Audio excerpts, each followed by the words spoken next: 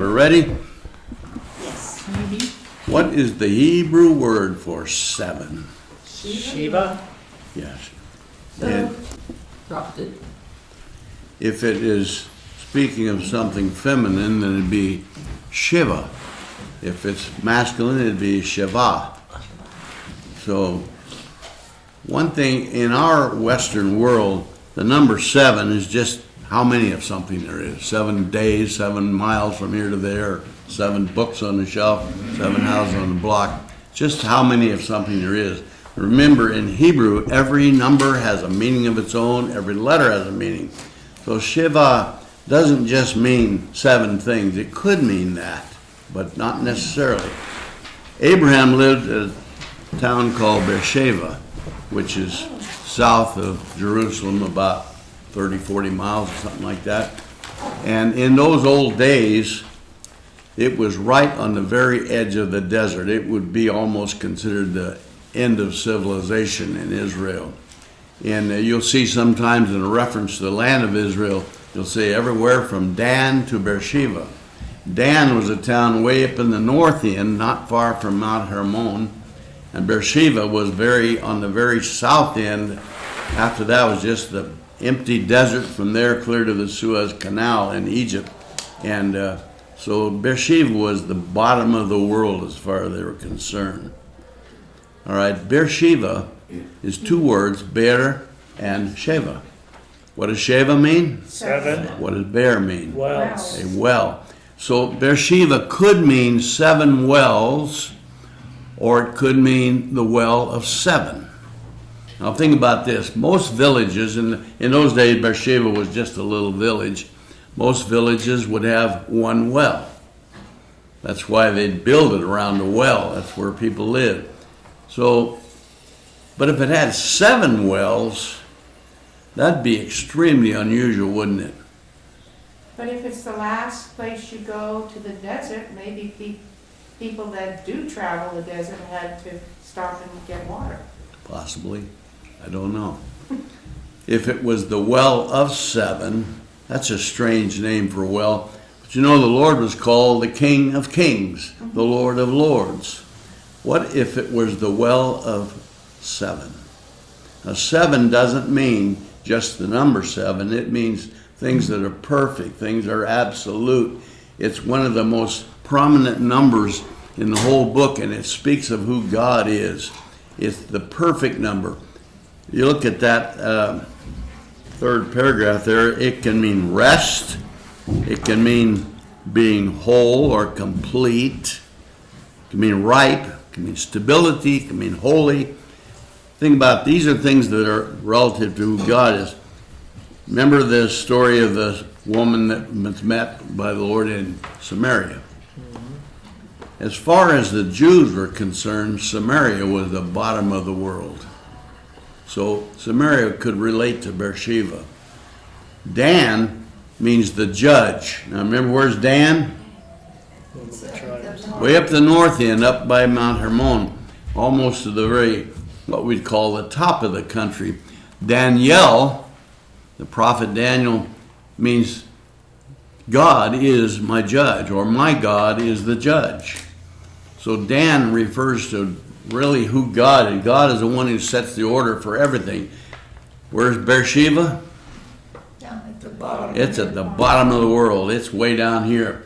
So when the Lord met this woman in Samaria at a well, as far as she was concerned, she couldn't imagine a Jew talking to her, and his disciples couldn't figure out, what's he doing talking to her? We don't talk to Samaritans.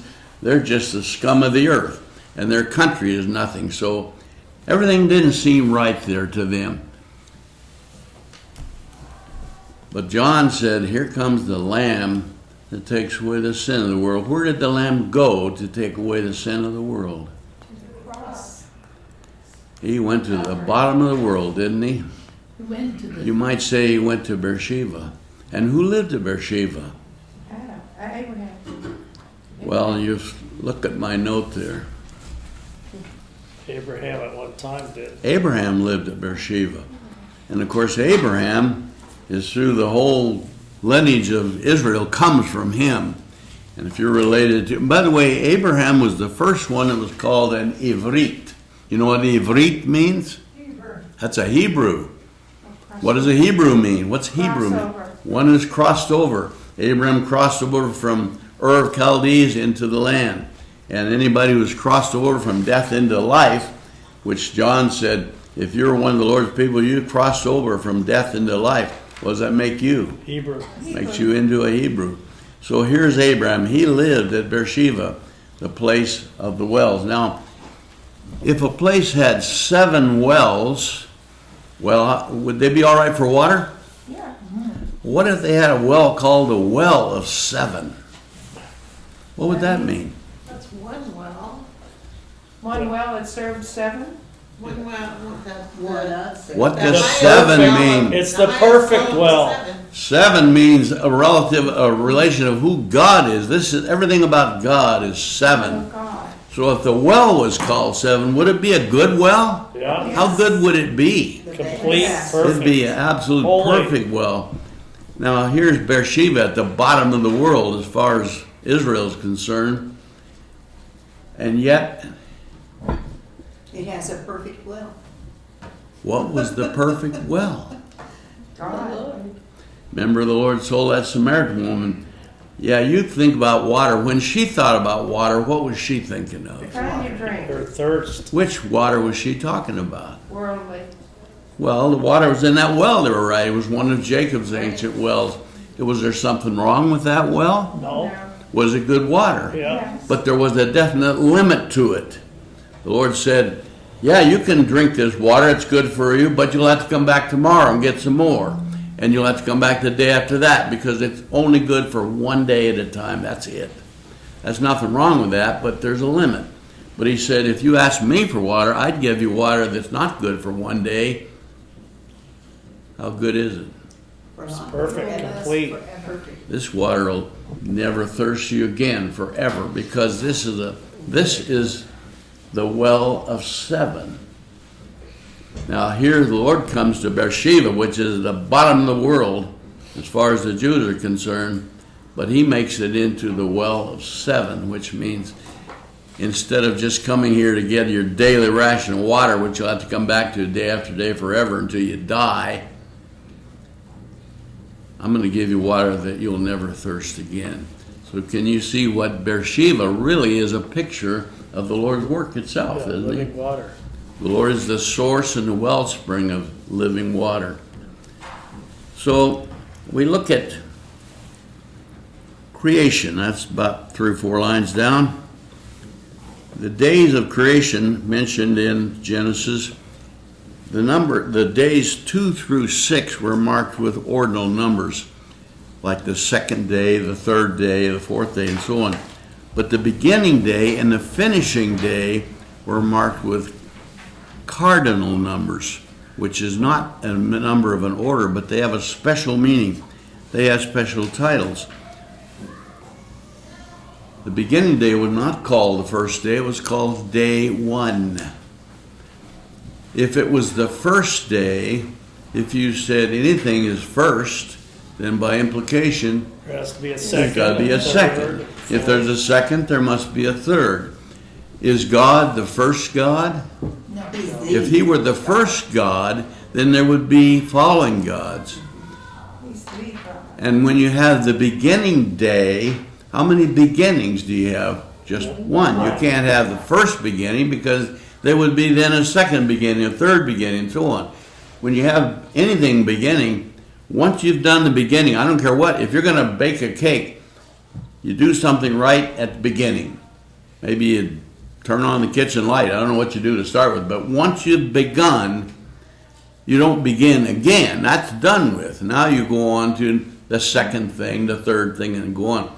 And then you get to the last day is not called day 7, but it's called Shabbat. And what does Shabbat mean?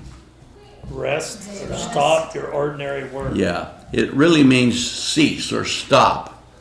It's often interpreted as the day of rest, but rest is what we do when we're tired after working hard and we're all worn out, we've got to take a break. God did not get tired doing the creation, but he took a time to say, okay, I'm done with that. I've done the creating, now I'm going to stop. So they got a special day. Hebrews 12:2. So let me read that one for us. A great word. Hebrews 12:2.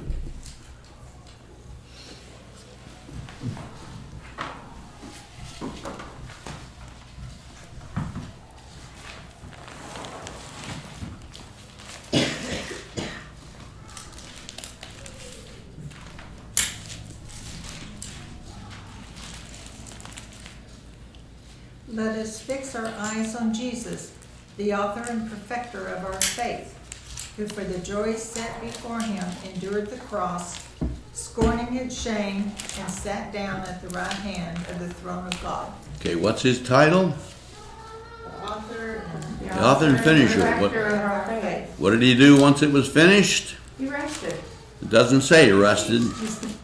his God. You just read it, Tommy. What did he do when he got Sat done? down at the He right sat hand of down. God. He didn't sit down because he's tired. He sat down because work was done. Yeah. So, okay, sit down. So, he is the author and the finish here, and in Revelation, it referred to him as the Aleph Tav. What is it about Aleph Tav? Beginning and end. The beginning day, or beginning letter, and the final letter. So he is the author and the finisher. He is day one, and he is Shabbat. Can you see how every one of those is a picture of who the Lord is? And in between him, between day one and Shabbat, you have second, third, fourth, fifth, and sixth. So the other days are just like his people. They're fitted in wherever they belong in the order. So somebody read Psalm 31 at verse 15.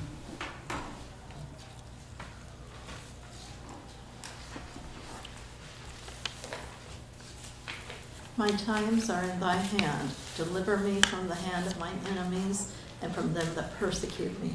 Okay, so we're fitted into the order of days, just like this. And who determines where we fit in? Maybe God does. What did your verse just say? My times. You just read it. What did your verse say? Our times are in his hand. Okay, so who determines your times? God. Okay, so he fits you into his place where he wants you to be. Now, this was written a long, long time ago in Psalms. Perhaps David might have written it. We don't know for sure who wrote that. But they were fitted into the order of things somewhere. Abraham was, Daniel was, all the others, and so are we. But so we are kind of like the middle letters of the Aleph Tav. The Lord said he is the beginning letter, he is the final letter, and in him are his people. They're all fitted in there. And so it becomes down to this: the Lord and his people are the whole Aleph Tav, are they not?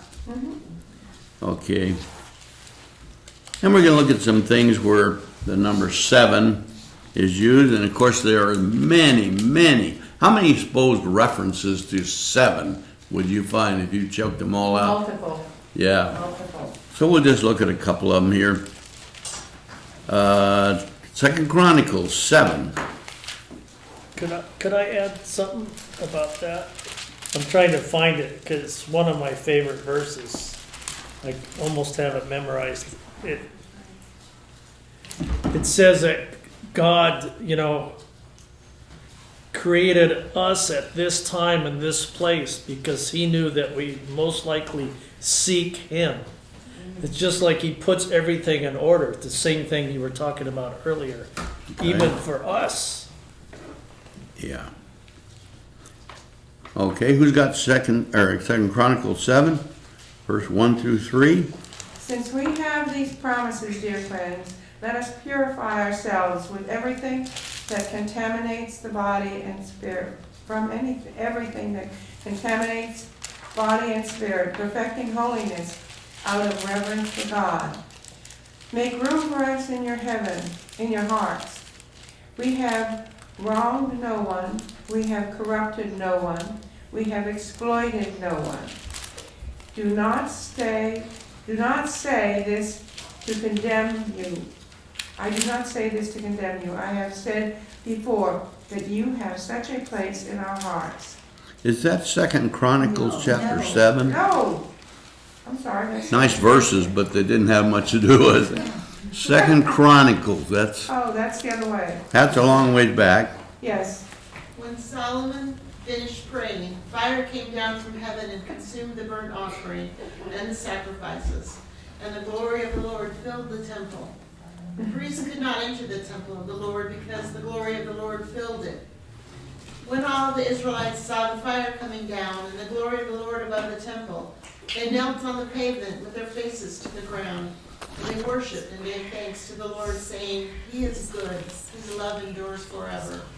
Okay, so that number 7 was the time that it took 7 days to dedicate the temple. Let's look at Revelation 1:4. You didn't Yeah, want to that's read it. 8, verse 8? Oh, yeah, did you read verse 8? 2 Chronicles 7, verse 8. Somebody else do it. So Solomon observed the festival at that time for 7 days, and all Israel with him, a vast assembly, people from Lebo, Hamath, to the Wadi of Egypt. Okay, why would they celebrate for 7 days? Creation was, he rested on the seventh Well, day. what's 7 about? Perfect, complete, So, holy. if you're gonna Holy, honestly complete. dedicate, they were dedicating the temple. Holy. So they're using 7, which is a picture of who God is and all that He's doing, because they want to make sure they understand. And realize this, a lot of people, when they read our English versions of the Bible, we just miss things. But if they were studying this carefully in Hebrew, they're going to recognize every time they see a 7, they're going to say, this is looking at who God is. And so he keeps pulling him back to who he is. If he's not in it, then what's the point of having a temple if God's not going to be there? What's the point of you showing up here and looking at anything? If God is not in it, it's your waste of time. So every time you see a 7, almost, not always, but we'll look at some others, but most times when you see a 7, it always pulls them back to who God is. He is the 7. All right, let's look at Revelation 1:4. Says, greetings and doxology. John, to the 7 churches in the province of Asia, grace and peace to you from him who is, who was, and is to come, and from the 7 spirits from his throne, and from Jesus Christ, who is the faithful witness, the firstborn from the dead, and the ruler of the kings of the earth. Okay, that's a big chunk right there. There's 7, he mentioned 7 churches. Are there 7 churches? It's just a symbol. Yeah. 7, just remember, if you just use it as a number, then okay, there's 7 of them. So which one is this one here? Are we number what? I mean, that doesn't make any sense, does it? There aren't 7 churches. But the number 7 represents, these are all factions of the Lord's people who are fitted into the Lord's program, and the different ways that people live and what they do, what they think, what they understand. But there are also 7 spirits. How many Holy Spirits are there? One. There's 1, but he calls them 7. Why would he call them 7? Perfect. It's perfection. Okay. Here's my friend Mark. How many guys over here named Mark? One. One. But on one day of the week, he looks like this. If you had him on his work day, not these days, but when he gets rid of this junk, if you met him over at Subaru, he'd be a different Mark that day, wouldn't he? Because he's doing something different. If he was working on one of his apartment buildings, he's a different one over there. There's really only one, but depending on what he's doing, there's a whole bunch of them in there. Okay, so the 7 spirits represent God doing many different things. And in those 7 churches, he had 7 very distinct messages for them. Because some of them were doing quite well, some of them weren't doing so good, some of them were doing terribly. But in each case, why would he even speak to them? Because he loves them. And what does he intend to do about their situation? He intends to rescue them. Yeah. If it's doing okay, he's going to encourage him to keep on doing that. He even mentioned as one of them, keep doing what you're doing until I come. On others, he says, you better make a change here because you're not doing the right thing. So, you have that. Let's look at Joshua chapter 6, verse 3 and 4. This is when the Israelites confronted Jericho. They come across the Jordan River into the Promised Land. The first place they came to was Jericho. So we're looking at Joshua 6, verse 3 and 4.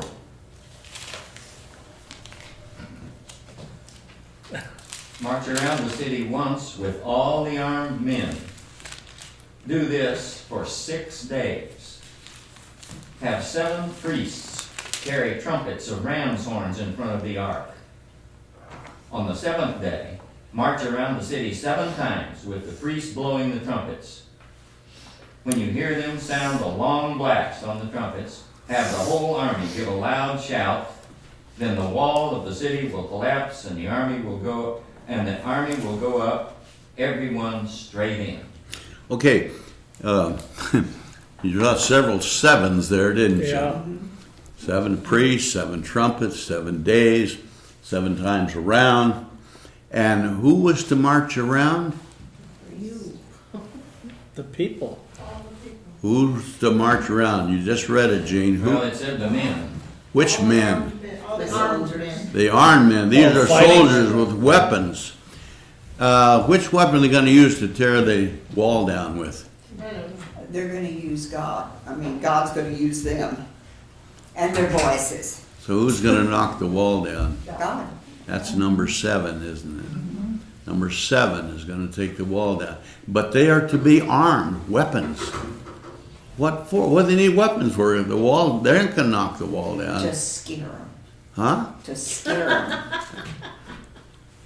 Because God is our armor too. Yeah. Yeah, they're gonna. You got to realize that the Lord always uses a visual, what we call visual aids. He wants to show them something. You look at, okay, if you're gonna, he's an armed man. Just picture in your mind. Here's these soldiers of Israel. They're armed. What? Look at one of them. What do you look like when you see him? Well, he's Scary. Well, what's he look like? Fighting, shiny, he's got armor and He's got spears. He's and got armor. He may have a spear. He has swords. He has shields. He has all these weapons of war. covered. Which one of those weapons will he use to knock the wall down? none. None of them. But they picture they are well armed. Now the Jericho soldiers were also well armed.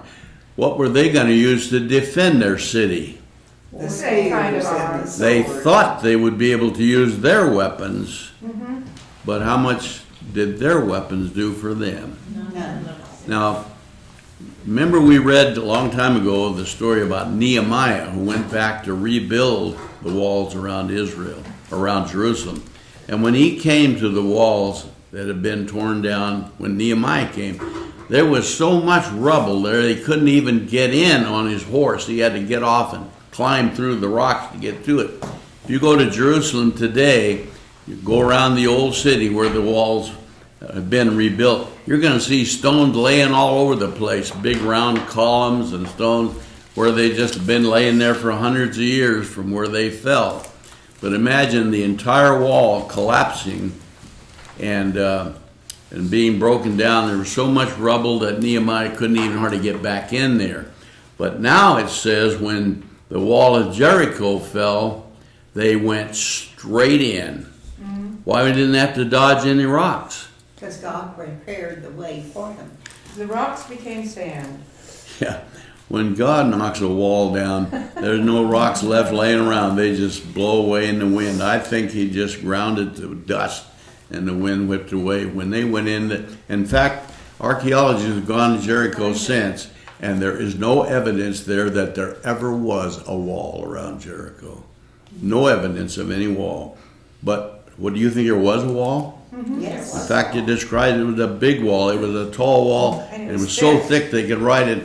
A team of, what was it, Chariots, horses. 5 or 6 horses side by side could run along the top of the wall. I mean, it was like a street on top. It was a big wall. My Bible says it's up to 25 feet high and 20 feet thick Yes, okay. of all Thick as a stones. house.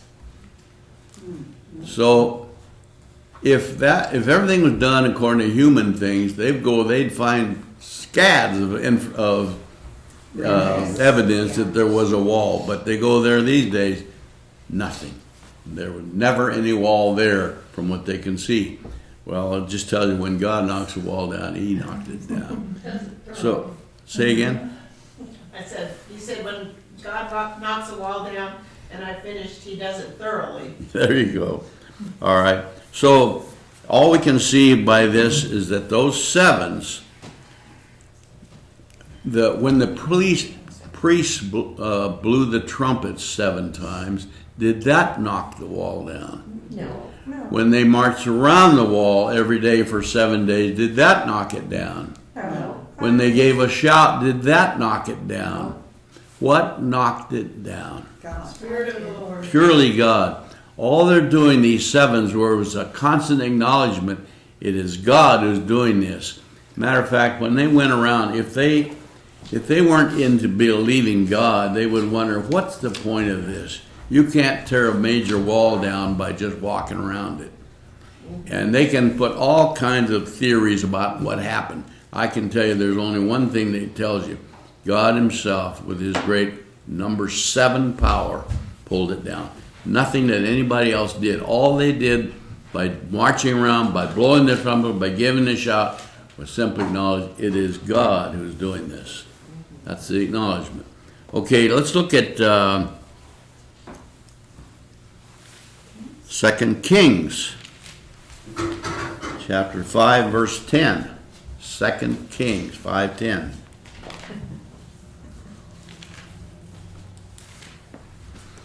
On the way there, you remember that there was a man named Naaman who was one of the enemy's commanders, and he was a fairly decent guy, but he got leprosy.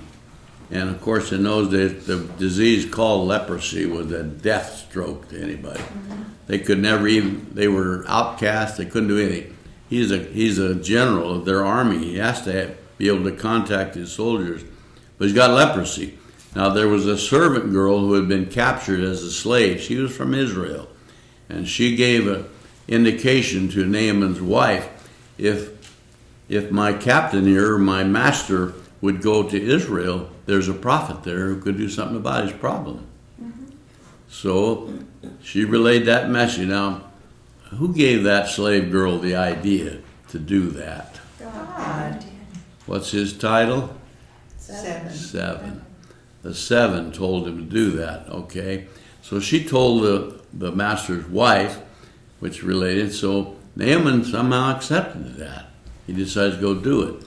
So going to Israel, he thought, well, going to go to Israel to get healed, you'd have to go to the king. He's a major general of their army. So who would you kind of, he goes to the king, goes to the king of Israel, says, I'm here to get healed by you. And the king didn't know anything about this because he was a thug. And he thought, this guy's just trying to start a war. Come over here and ask me to heal him with leprosy. What does he think I can do, you know? And so Naaman was going to give up and go back. But somehow Elisha found out about this, and he says, tell him come and see me. So now you're at 2 Kings 5:10.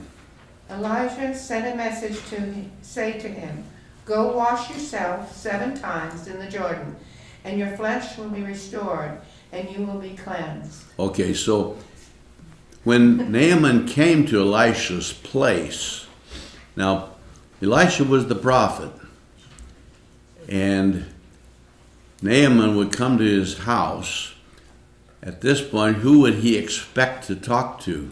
Elijah. Yes, he didn't talk to Elisha. No. Elisha didn't even go out to say hello to him. He sent a servant out. Now this guy is the commander of the enemy's army. He is the 5-star general. He comes to Elisha's house, and here comes a servant out to him. He would take that as an insult. You don't send a servant out. You know, whenever they have any kind of big negotiation with a country, they have to get somebody who's qualified to even be the negotiator. No servant would ever be in that position. And they argue about who's worthy of doing it. So here's Naaman at Elisha's place. Out comes a servant. And what does the servant tell him to do? Seven times. Naaman was absolutely insulted. Yeah. He was so insulted and he was so angry. He just turned around and raged and said, I'm going back. This guy is an insult to me. I'm not going to pay attention. So he starts to return. If he'd have continued with what he was going to do, where would he end up? Good. Dead of leprosy. What changed his mind? A servant. His own servant came to him and said, Sir, if he'd asked you to do some big thing, if he'd have told you to go out and conquer another country, you'd have done that. All he has to do is dip in this river. That's all. Something so simple and so small and so easy. Wouldn't it be worth doing? That servant convinced Naaman. Maybe that'd be wise. So he did it. And then what happened? He was healed. Yeah. So now we're talking about dipping in water. The faith of his servant Yeah. saved him. Yeah. Well, what saved him from leprosy?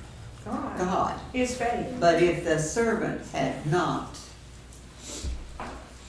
it's like the lady who touched the hem of Yeah. his garment, you know. It was sort of an indirect thing, somebody else. You're right, but whenever someone does what God says to do, that's not what makes things happen. That just shows I agree with God. We call that faith. God made it happen. And then So- God works.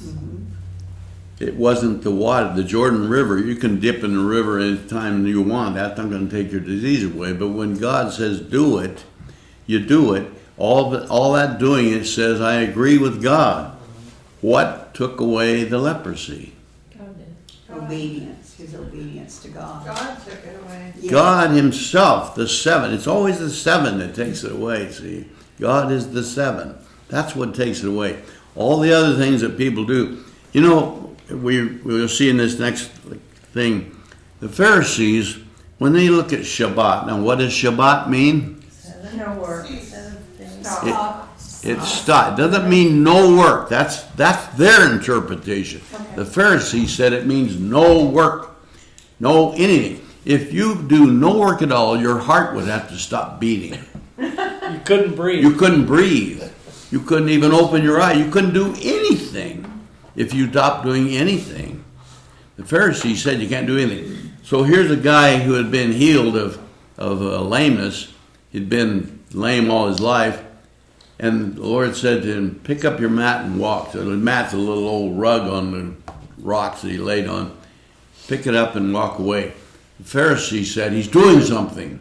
Therefore, he should die. He They stoned. love to stone people to death. Yeah. And whoever told you to do that, he's going to die too. So all the Pharisees could see about Shabbat was what you're not allowed to do. Right. It was always negative. Every time the Lord healed somebody, he didn't tell them not to do it. He told them to do something. Did he tell Naaman to stop being a general in the army over there where he was? He didn't tell him, don't stop doing it. I'm going to tell him to do something, and do something so unusual that would never make any sense otherwise. Just do it. He tells this guy to pick up your mat and walk. Every time he healed somebody, there was a blind guy, been blind from birth. He put some mud in his eyes. Now go wash in the pool of Siloam, and then go to the priest and report what's done.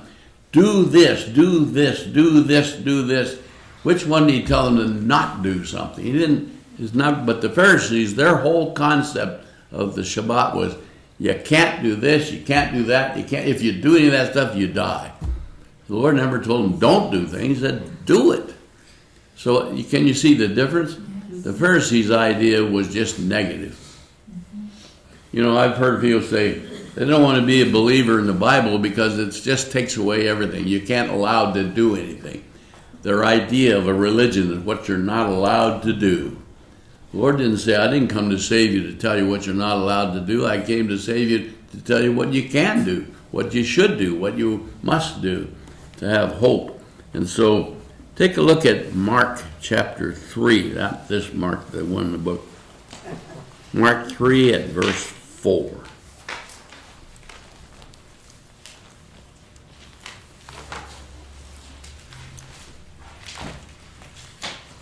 The suffering servant, Mark, huh? Yeah.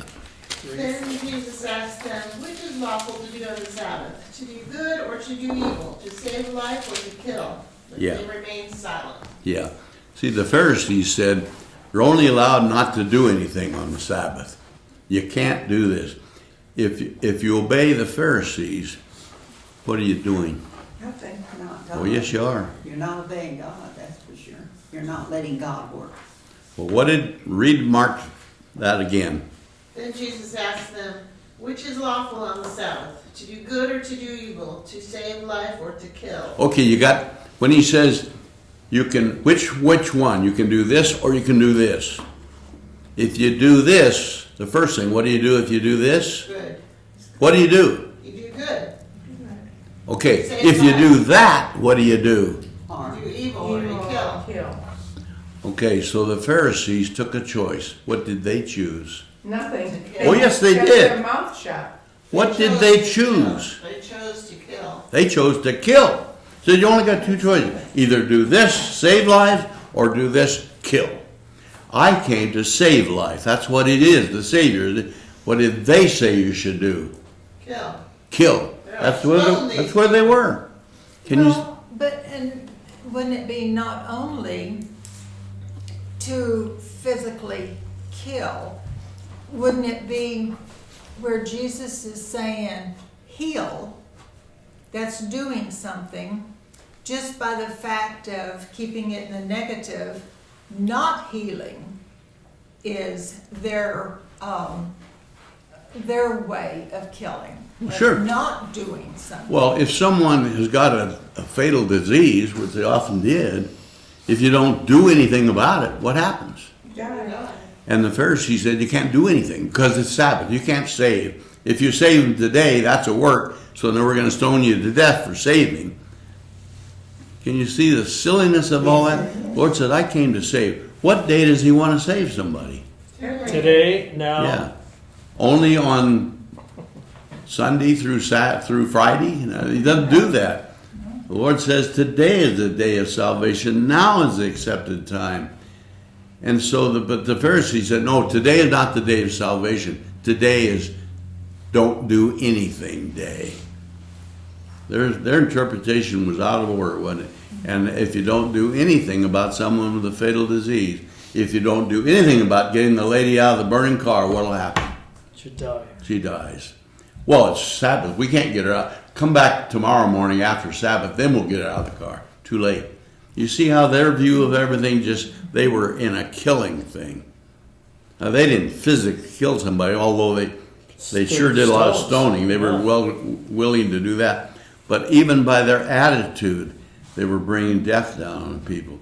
The Lord said, I come to save. And so he gave them two choices. You can either do good and save, or you can do evil and kill. Choose what you're going to do. So now let's flip over the page. We're going to look at... They wouldn't choose. And why they're not choosing, they chose. Yeah. That's right. A couple more examples in John 5 at verse 8 and John 9. Maybe we won't take time to read those, but these are just pictures. By the way, almost every time when the Pharisees condemned the Lord, it always had something to do with what he was doing on the Sabbath. Do you think the Lord violated the Sabbath? No. He knew exactly what it meant, and he observed it perfectly. It doesn't mean you can't do anything. It means you don't. The rule for the Sabbath was you do no regular work. Regular work meant your daily operation. But saving somebody, when you save somebody by pulling them out of a burning car, is that your regular job? No. No. That's emergency work. That's saving someone. It has nothing to do with your regular job. But, you know, if you were approach somebody's burning car and you're going to try to get them out, is that dangerous?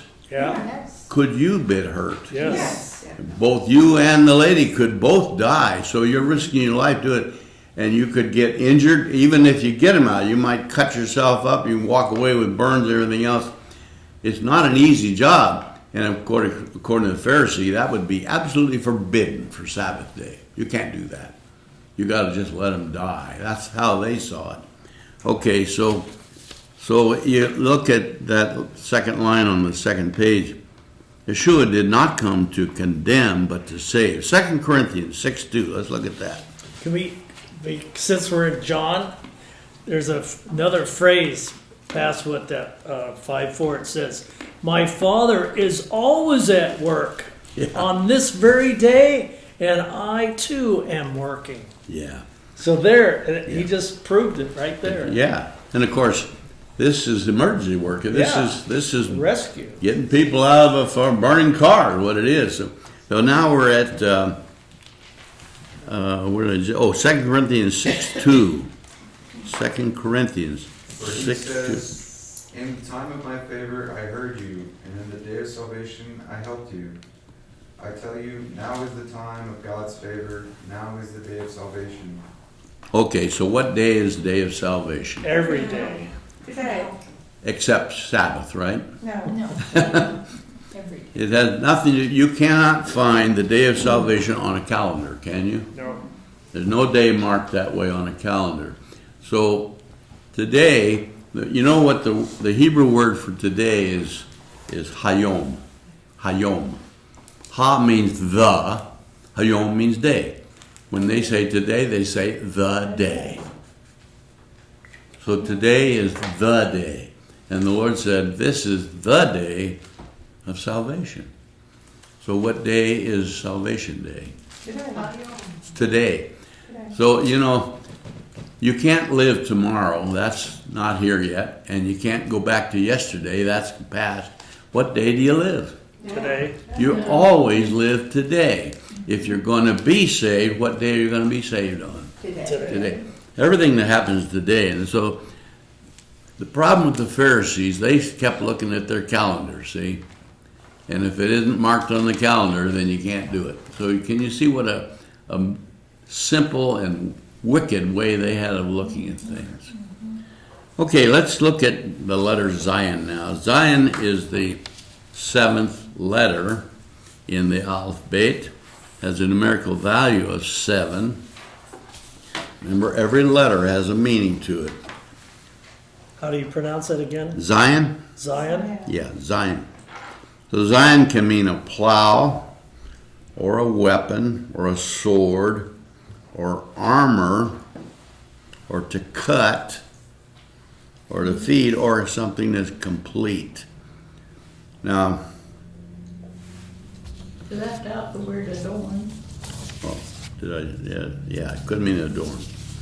You know, one of the lines in the book of Revelation, I believe, it says, put your sword on your side. Now that was for a wedding. Why would a man getting married put a sword on for a wedding? To display his strength as a protector. It's adornment. It was to show something about his position as a fighter. But he's not intending to use that sword at the wedding. It's for show, isn't it? That's why he would do it. Why do military men have fancy uniforms with ribbons on them and all these things? You know, when you see some kind of military, they got a whole bunch of these colored ribbons. What does those mean? Do you know? He has accomplished. Accomplishments, things things that they've done. They all represent usually some battle they were involved with or something.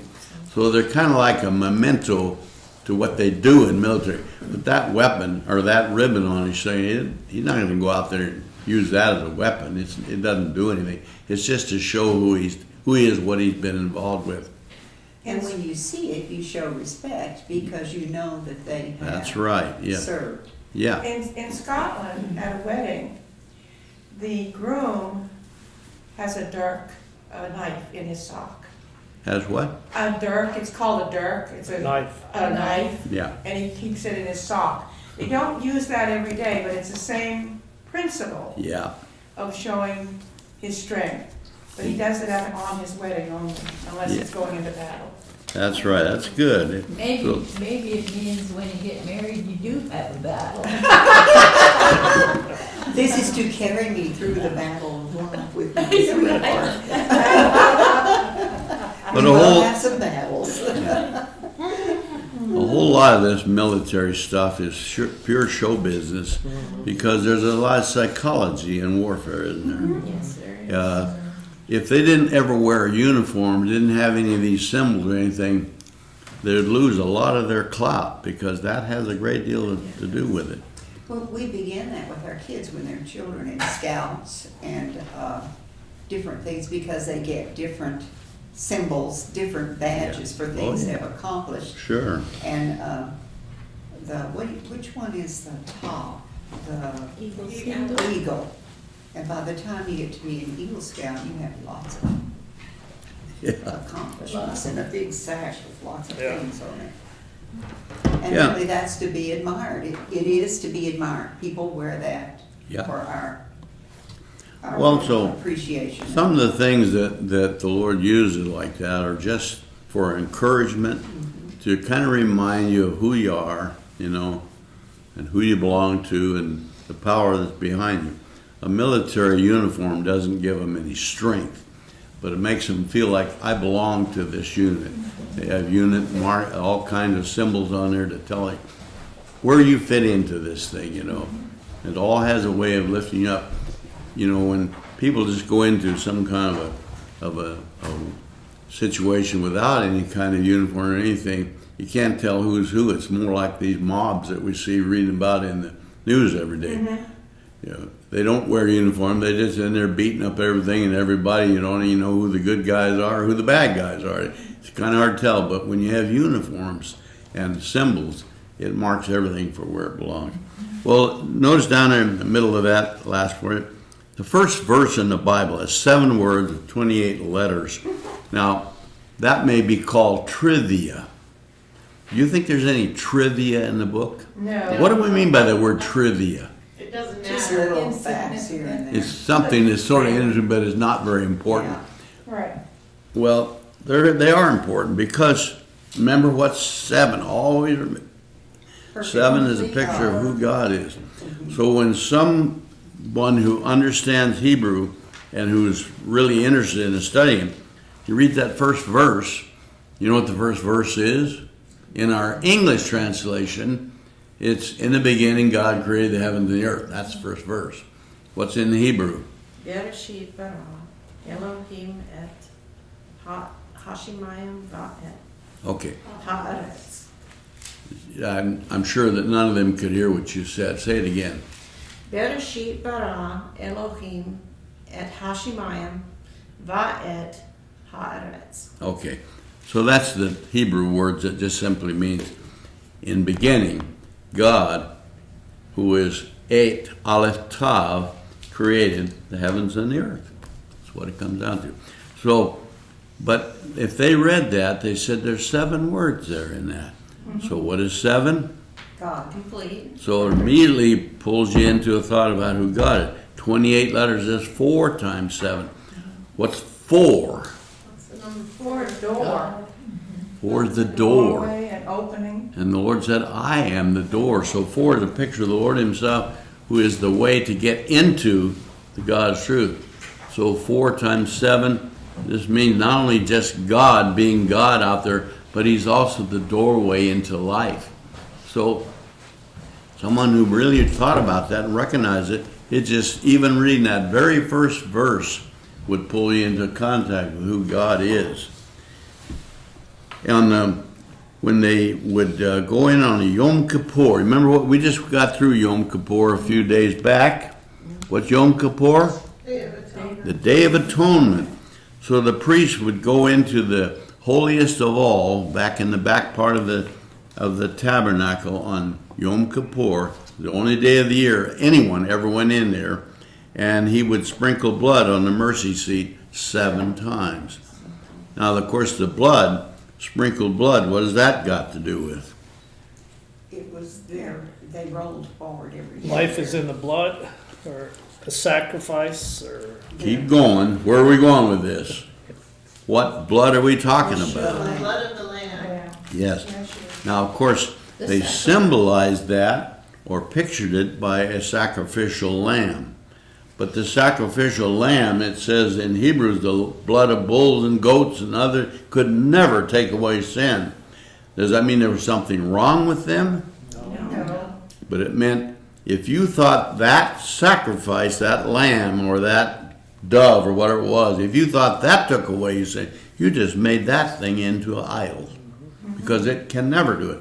It only pictures the one that does. There's only one blood that takes away your sin. What is it? Sure. Okay. But the priest would go in there on Yom Kippur, which is called the Day of Atonement. What does atonement mean? Forgiveness. To make You- right. you Pay have the to price. pay for. It's a price that's paid for. Yeah, it settles the debt. It pays off the debt. And so the Lord did all that. And so to recognize it, to symbolize it, the priest would go in there once a year, sprinkle blood on the mercy seat 7 times. Came back to 7 again. Remember what is 7? So if he sprinkles blood on the mercy seat 7 times, what's he actually doing? He's saying that is complete, that finishes it. Yeah. Yes. It's done. The What- salvation That is done. accomplishes Yeah. it. What's the last thing the Lord said just before he It's died? finished. It's finished. He is the author and the finisher. And it's his blood on the mercy seat that paid off the debt.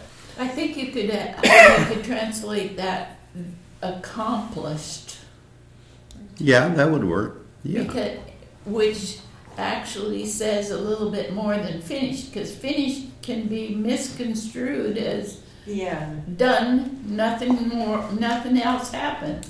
But accomplishment goes on and on and on. It Yeah. never has a completion. Yeah. Well, The and job was done. yeah. Yes, it was accomplished. They would also make an atonement for the altar. Remember, the altar was when you came into the tabernacle area, the first thing you came to once you came in was the altar of sacrifice. It was a place where they kept it burning all the time, and that's where they offered the animals. But before they could even do that, they atoned for the altar, because the altar, they didn't want the altar to become an idol thing. They want this to recognize it only the picture of, really, there was one altar where your sacrifice was made. Where was that? The cross. Yeah, at Golgotha. So the altar was atoned for, and that was a 7-day ceremony as well. Again, 7 days. It's unless God is in this thing, it's nothing but a religious idol. Plenty of that going on, isn't there? Do you know what Shavuot is? Yeah. It's a place. 7 weeks from leaving Egypt. Yeah. It's a feast What of is Shavuot. Shavuot? Oh, yeah, the Feast of Weeks. Weeks. What is that? That's almost What like happened on Shavuot? Pentecost. crossed over. They No. became Hebrews. No? Pentecost. The Hmm? Holy Spirit came in. Well, settled that's on- when the law was given, when Oh, the Torah was Torah. given at Mount Sinai. Oh yeah. So they crossed the Red Sea and once they crossed the sea, they're no longer associated with Egypt. They're through with Egypt. They're free. But now this period of 7 weeks, in the English translation, it calls it Pentecost, but in Hebrew it's Shavuot, and it really means they came to Mount Sinai where they received the Torah from God. And so that was a 7-week period. So again, reminding anybody that before you can get God's directions and His instruction, we always have to go through this period of recognizing that God Himself is our director. How did they know how to get to Mount Sinai anyway? God showed them the way. yeah. The Spirit of God, number 7, was leading them, see? So now we get to from Yom Kippur to the Jubilee. What happened on Jubilee? All debts are forgiven. Yeah. Yes. Debts were forgiven. Land goes back to the original Yep. owners. Yep. Any debts were Everything was wiped settled out. correct. You know, when they would buy a piece of land from somebody, the price would be calculated based on how many years it was to Jubilee. because it was always based on the idea, how many crops are you going to get off this land? You know, ordinarily on most farmland, you get a crop every year. So if they were, say, halfway there, they were about 25 weeks from Jubilee, they're only going to get half the number of crops of a whole period, so the price would be, if they were within a week or two of Jubilee, what would happen? Wouldn't be buying it. Might as well forget it, it's not worth anything. But if they had the whole 49 years to go, well, we're gonna get a lot of crops, so it's gonna be the maximum price. So the 7 was the number of years till Jubilee, or 7 times 7, 49 years. And they do it on the 50th year. Yes, yeah. 49 years. So Yeah. Jubilee had to do with a very, well, the very word Jubilee has come to mean something. Jubal. What does it mean, Jubilee? Joy. It's a celebration of happiness, because that's the day when everything comes back. You regain your property. Maybe you'd mortgage your property, you get it back. Now is the maximum number of crops available. Everything is a joyful time. Slaves were released and everything. It was a time everybody looked forward to, Jubilee year. So that was again a number 7. In Proverbs 9, we're out of time here but there were 7 pillars of wisdom in Proverbs 9. Now, you think about a pillar was a supporting prop for somebody's tent or their house. Now, do you think every tent out there had 7 props under it? Not necessarily.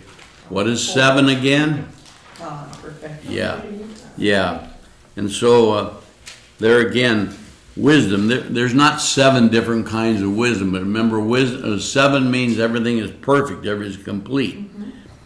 God said we're to forgive 7 times 7, or 70 times 7. And there were 7 feasts for Israel. What is number 7? Sukkot. And Sukkot, what does Sukkot mean? Who's?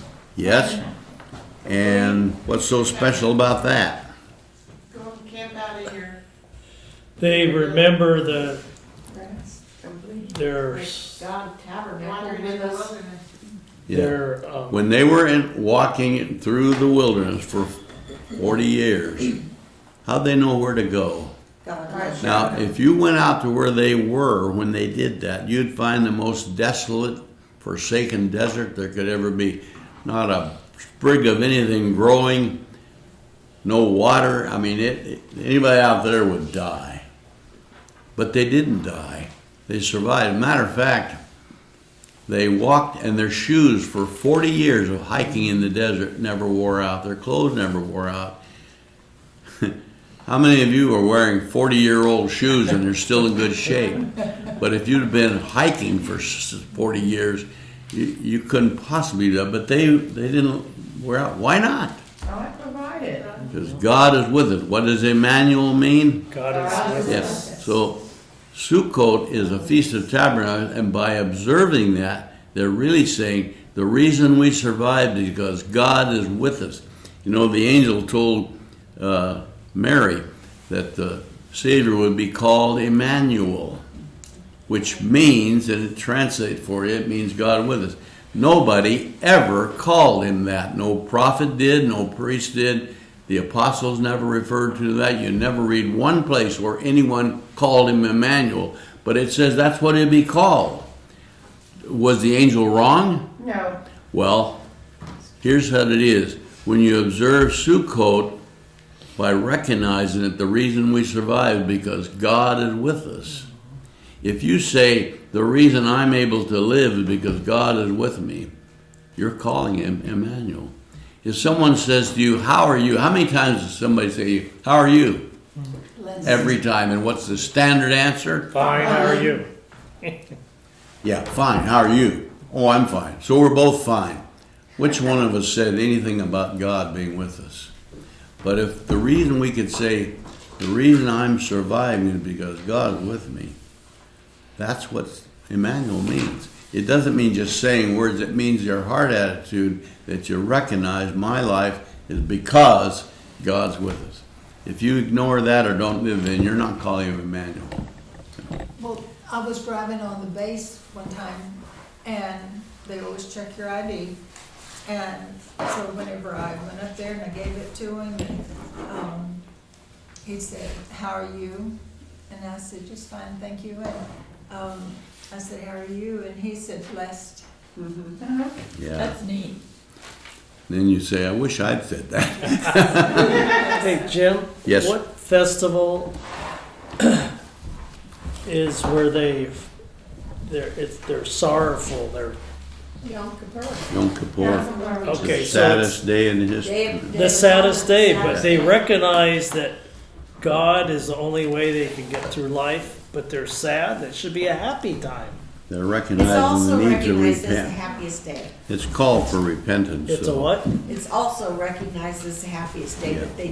that it is a day of mourning. Okay, Yeah. that's what I thought. Over there. sins. Repentance, the word. Repentance. Now, there is a negative use of the seven, so we're going to look at a couple of those. Psalm 129, 2 through 4. They have greatly oppressed me from my youth, but they have not gained the victory over me. Plowmen have plowed my back and made their furrows long. Okay, remember, one of the definitions of Zayin was a plow. Now, in this case, in Psalm 129, he's speaking about persecution from enemies. Now, if the ground of a farm had any feelings, would it like being plowed? No. What are you doing? What does plowing mean? What happens when you plow? Ripping it open. You're and ripping it folding open. over. Can you picture what a flogging might have looked like? Yeah. Ripping it open like a The plow. Lord went through that. The Apostle Paul went through it, so did many of the apostles and the prophets. But plowmen have ripped my back. So they did to me what a plow does to the ground. Now, the ground doesn't care, it doesn't have any feeling, but people have feelings. So Psalm 129 is showing the suffering. Mark 16, verse 9.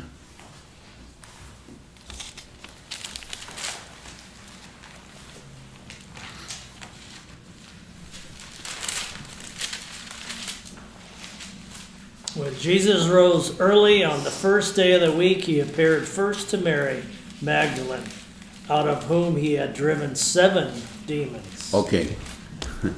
Remember, 7 can sometimes mean the number of something, but it means much more than that. What does 7 mean? Completeness. Complete.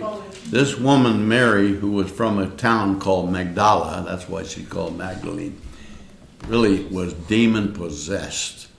Now, there aren't 7 demons. How many demons are there anyway? Yeah. You know, Psalm 40 says, I'm surrounded by innumerable evils. This was the Lord in the Garden of Gethsemane. And if God says something innumerable, then how many are there? I mean, but that number 7 means something that's total, something that's complete. This woman, Mary, was completely controlled by demons. It wasn't just 7, but the 7 represents that total, just an absolute loss. Let's take a look at Revelation 17:3.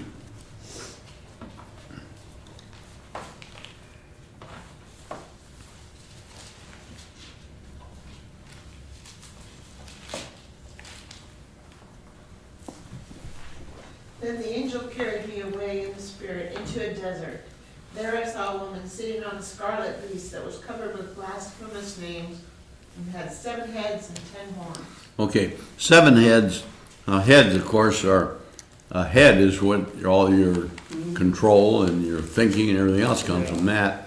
Again, here's this harlot who is just representative of the evil that's in the world, seated on a beast that has 7 heads. Again, it's all symbolic of things. That 7, in that case, something that's very evil. So, how evil is demonic spirits? Completely. Their completeness. 7 is a picture of that completeness. Has 10 horn. Now, horn represents the strength of the power. 10 is a number usually associated with God's authority. God is the ruling king, pictured by 10. But if the enemy has 10 horns, he's saying, just like Mark said a while ago, his goal was, I'll be like God. Well, God is represented by 10 as power. The enemy wants to have that too. So the enemy's beast that had 7 heads also had 10 horns. It's just all, don't take them as actual numbers of something, but they're pictures of this complete depravity and the power of the wanting to have that same ruling power that God has. Of course, it's all destined for failure. He cannot do that. Mark said a while ago, he cannot be like God, even though he wants to be. So something has to happen to that. Let's look at one more thing here. Proverbs chapter 1. Mark read a little bit this a while ago, but I don't know why you sneaked that in, because you beat me to it. No, that's just the daily reading of Proverbs. Well, in Proverbs 1, the Lord gives 7 purposes for the book of Proverbs.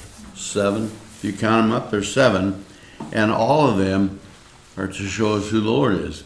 It finally ends up by saying, understanding the riddles and the parables of the wise. Who is the wise? God, Those are Jesus. The writers The of... Lord himself is the wise. Okay. He isn't a wise. Is the Lord a wise man? The. He is the wise.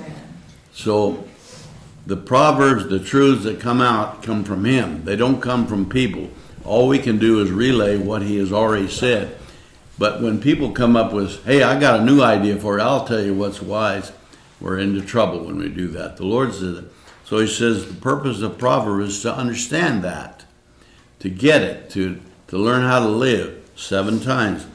And then a little further down at verse 10 of chapter 1, read verse 10.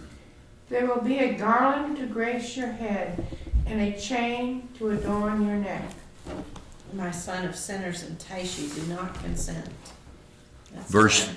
yeah, Verse 10 through 7. If sinners entice you, now there's 7 enticements. So what's an enticement? Trying to Tempt get you to you. do something. Tempter, Yeah. a temptation. Yeah, or a lure, something like that. And so the enemy comes up with 7 things. Now remember again, does the enemy only have 7 ideas? No. Oh, But to no. just manage this total concept of the enemy is to lure you to do something that's going to get you into trouble, isn't it?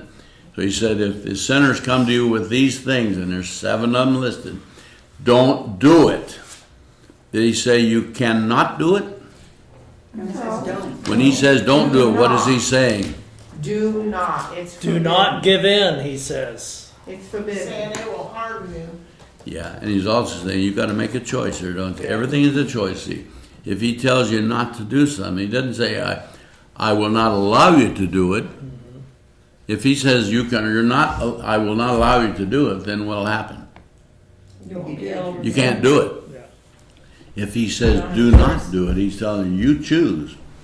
So By saying do not give in Yeah. means that there's a possibility that you could that's right. give in. So So in that that's a same choice. chapter, yeah, in one Proverbs it says, here's 7 reasons why the book of Proverbs is written to show you how to live successfully.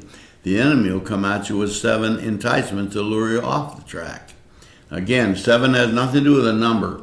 It has to do, there's a complete reason to listen to God and to obey, and the enemy will give you a complete bunch of lures False. to draw you off. So that 7 you can see can apply to either what's right or what's wrong. It just means everything is complete. If somebody is totally involved in evil, the number is 7. It has nothing to do with the number. It has to do with that, a total involvement. If he's totally obeying God, the number is 7 again, you see. So you can see how this letter 7 that we're looking at, it just really is another way of looking at who God is, isn't it? And Zion. Letter Zayin, Zion. yeah. And notice that the way it's pictured, and there's a picture of a Zion there.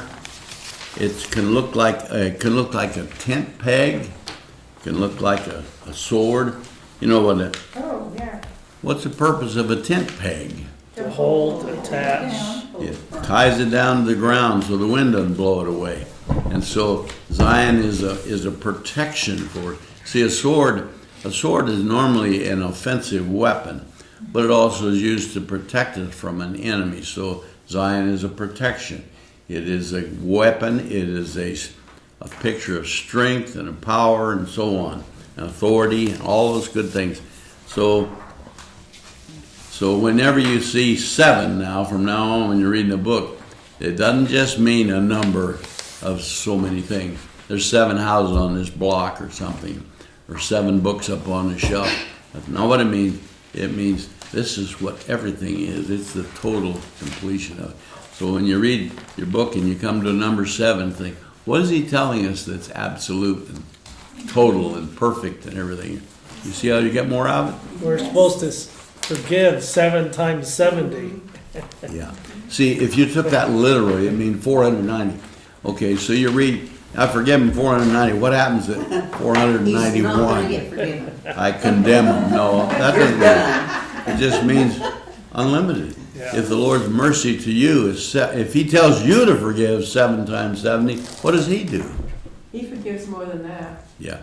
Oh, Well, yeah. even when you said the word more, you're still looking at numbers. It has nothing to do with any number. It has to do with an absolutely unlimited position, you see. The word, God is the only thing that's unlimited. He said if you're going to live in the Spirit of God, then your action has to be based on what He is. It says He is your righteousness. If He's unlimited and He's your righteousness, what does He expect out of you? You're unlimited in your righteousness. The minute we put a number count on something, we put a limit. If we say, for example, we have 7 days in a week, does the 8th day make a long week? No, it doesn't. What happens on the 8th day? A new week. You start a new week. You can't have but 7 days because that's the whole thing. The minute you start adding more numbers, it gets confusing. You can't have an 8th day like that, you see, because the 8th day is the start of the next week. So that you get through that one, you come to another 8th day. How many? You get that 52 times a year, and at no time can you ever have an extra long week. You just can't do that because 7 is the whole thing. So, okay, well, let's call it a day on that. This is 7. It's over.